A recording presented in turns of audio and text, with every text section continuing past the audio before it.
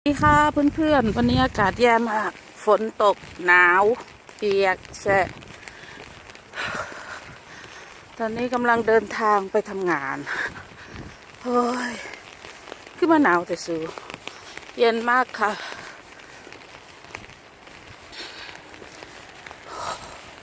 ดูอากาศดูท้องฟ้ามืดตื้อ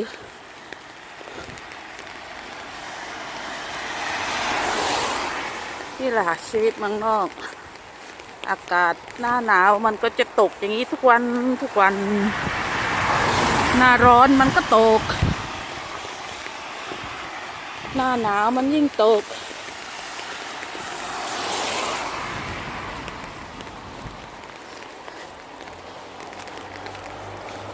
อันนี้ทางไปอีกทางนึงทางไปอีกทางหนึ่งลมแรงมากเลยใบไม้ร่วงหมดแล้วนะคะยังไม่หมดหรอกแต่ก็เกือบหมดแล้ว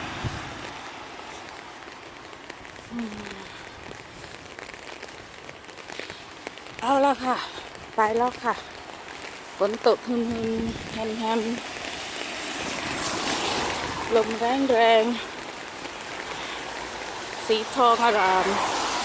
ค่อยเจอกันสวัสดีค่ะ